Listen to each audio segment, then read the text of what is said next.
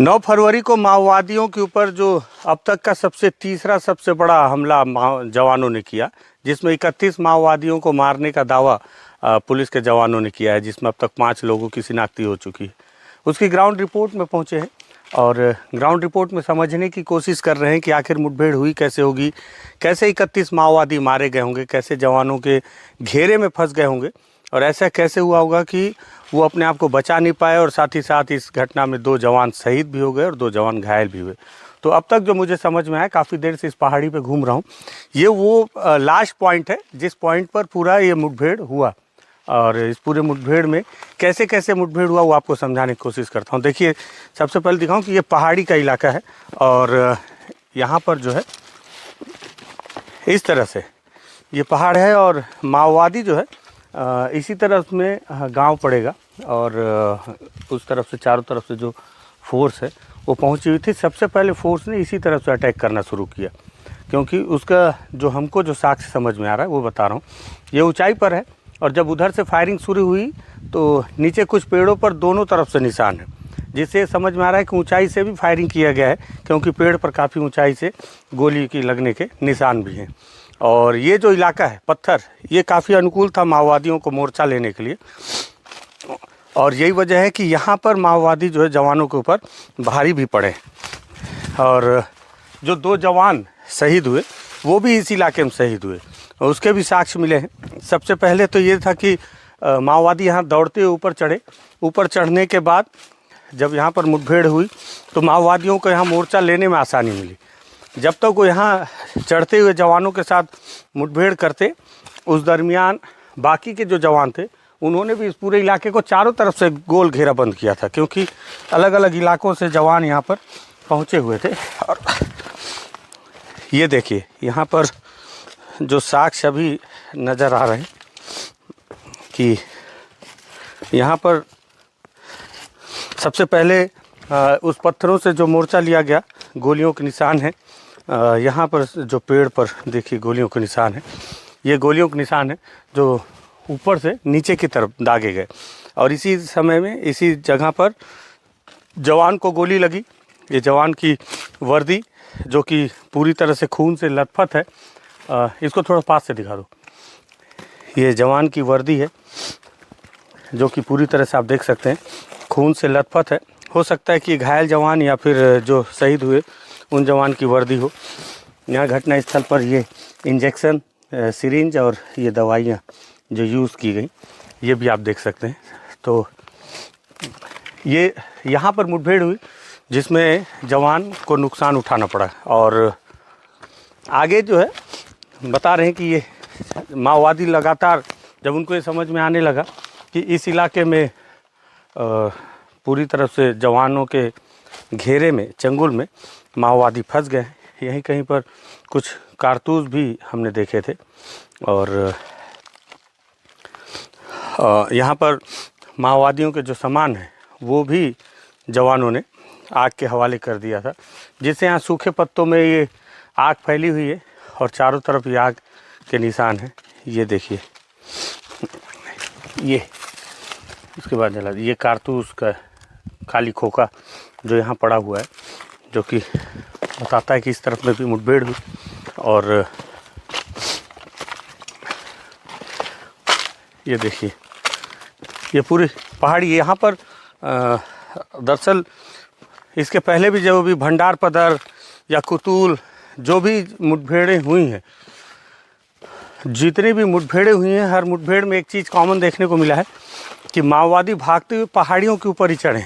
कुतुल में भी 8 माओवादी जब मारे गए थे उस इलाके में, ये देखिए उनके सामान है जो यहाँ पर मुठभेड़ के बाद जवानों ने एकत्रित करके आग के हवाले कर दिया। इसमें उनका राशन दिख रहा है, चावल है, शक्कर है, ये उनके कुछ दस्तावेज हैं जिसमें श्रीकाकुलम महिला योद्धा कॉमरेड पंचादी निर्मला के नाम पे लिखा हुआ है, गोंडी में लिखा हुआ है। और ये देखिए माओवादियों का ये एक डायरी जिसमें 7 करोड़ भाषा कुछ लिखा हुआ है, नमक कॉमरेड आयतु सबका जिक्र है। और इसे भी हालांकि जवानों ने जला दिया। इसमें बहुत सारी गोंडी भाषा में लिखी हुई है सारी चीज़ें। हो सकता है कि उनकी अलग अलग जानकारियाँ रही हों। और ये उसके बाद में यहाँ पे भी आप देखेंगे तो देखिए पेड़ों पर गोलियों के निशान है ऊपर में, जिससे पता चल रहा है कि मुठभेड़ का ये इलाका है। और किस तरह से माओवादी जवानों के गिरफ्त में आ गए, घेरे में आ गए। बहुत देर तक उन्होंने मुठभेड़ भी की, लेकिन जो संख्या जवानों की थी ज़्यादा। यहाँ देखिए, यहाँ नेटवर्क भी है। अच्छा, बीते ये देखिए, ये पेड़ जल चुका था, जलकर अभी ये खतरा हो सकता था। अभी जो है जस्ट में हम लोग यहाँ से पार हुए और पार होने के बाद ये पेड़ गिर गया। ये किस्मत अच्छी थी कि हम यहाँ से आगे बढ़ चुके थे, नहीं तो पेड़ हमारे ऊपर गिर जाता। आगे क्या सामान मिलते हैं और क्या साक्ष्य भी आपको दिखाते हैं। तो ये वो जो पहाड़ी है जहाँ पर जो बताया जा रहा है कि चारों तरफ जो है वो माओवादियों को इसी स्पॉट पे घेरा हुआ था। और अलग अलग जानकारियाँ अलग अलग तरह से मिल रही हैं। कुछ जवानों ने भी बताया था कि ऊपर से माओवादी अटैक कर रहे थे और उसके बहुत साक्ष्य भी नज़र आ रहे हैं। अभी मैं जहाँ पर खड़ा हूँ, यहाँ आप देखिए एक जवान का जूता मुझे लग रहा है, क्योंकि इस तरह के जूते जवान ही पहना करते हैं। जो 2 जवान घायल हुए, 2 जवान शहीद हुए, उसमें से लगता है कि एक जवान का जूता ये है जहाँ पे घटना स्थल पर है। यहाँ पे चारों तरफ खून के निशान हैं। आप यहाँ पे भी हैं खून, ये चारों तरफ जो है हर पत्थर पे खून के निशान हैं। और पत्थरों पे गोलियों के निशान भी हैं। ये देखिए, ये पत्थरों पे गोलियाँ लगी हुई हैं ये, और पेड़ों पे भी गोलियाँ लगी हुई हैं अलग अलग जगह पर। ये सब माओवादियों के जो सामान हैं और पत्थरों पे गोलियों के निशान हैं, जो बता रहे हैं कि ताबड़तोड़ यहाँ पर फायरिंग हुई है। और इधर पेड़ पे भी गोलियों के निशान हैं। जिधर आप देखेंगे वहाँ आपको गोलियों के निशान मिलेंगे। चप्पलों की जोड़ियाँ हैं यहाँ पर। ये चप्पल देखिए, ये सब माओवादियों के चप्पल हैं और ये भी माओवादियों के चप्पल हैं। ये देखिए, यहाँ पर पॉलीथीन में एक भाजी रखी हुई है। इससे आप ये भी समझिए कि ये भाजी कुछ अलग टाइप की है। ये समझ में नहीं आ रही है, एक जंगली फूल टाइप का लग रहा है। हो सकता है कि ये खाने में तो इसका उपयोग शायद ही करते हों। हो सकता है कि कुछ जड़ी बूटी की तरह इसका इस्तेमाल करते हो, संभवतः माओवादियों की जड़ी बूटी। और इस तरह से जब चारों तरफ से जवानों ने घेरा माओवादियों को, तो माओवादी ऐसे हर तरफ से उन्होंने कोशिश की कि कैसे वो अपने आप को बचाएं, कैसे। और जवानों के साथ उन्होंने मुठभेड़ भी किया हर जगह। देखिए, यहाँ पे भी सामान है माओवादियों का ही, और वहाँ पर भी खून के निशान हैं। जहाँ पर दिख रहा है कि उस इलाके में भी, उस जगह पर भी माओवादी थे। ये चारों तरफ आपको गोलियों के निशान मिलेंगे। ये देखिए, यहाँ पे भी ये माओवादियों का एक कारतूस है, जिंदा कारतूस है। ये जो लोहे का कारतूस, वो बीजीएल लॉन्चर के तौर पे जो यूज़ करते हैं, उसमें इसी तरह के कारतूस माओवादी यूज़ करते हैं। देखिए, इसके अंदर बारूद भरा हुआ है और ये उसका ट्रिगर पॉइंट है। इस पर जब पिन पड़ता है तो ये ब्लास्ट होता है। ये यहीं पर छूट गया है माओवादियों का। इस तरह से चारों तरफ और भी सामान है, आपको दिखाता हूँ। तो मैं बता रहा था कि किस तरह से यहाँ मुठभेड़ हुई होगी।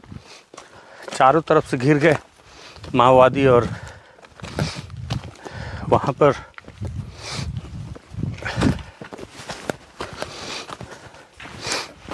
अभी हालांकि ठंड जा रही है और गर्मी आ रही है। इस वजह से भी गर्मी बहुत तेज़ अब यहाँ है, टेम्परेचर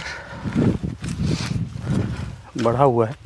अब आप देखिए, चारों तरफ ये पहाड़ी है ना, चारों तरफ, और वहाँ पे जवान घायल हुआ होगा। यहाँ पर ये देखिए, और तत्कालीन तौर पर जवान के इलाज की स्थिति व्यवस्था भी की गई। इसे देखकर लगता है कि जवान को ग्लूकोज भी चढ़ाया गया, दवाई भी दी गई। इस तरह से दवाई का इस्तेमाल भी किया गया। ये मलेरिया का किट है। इसे देखकर लग रहा है कि यहाँ पर इस्तेमाल किया गया था जवानों के उपचार के लिए। और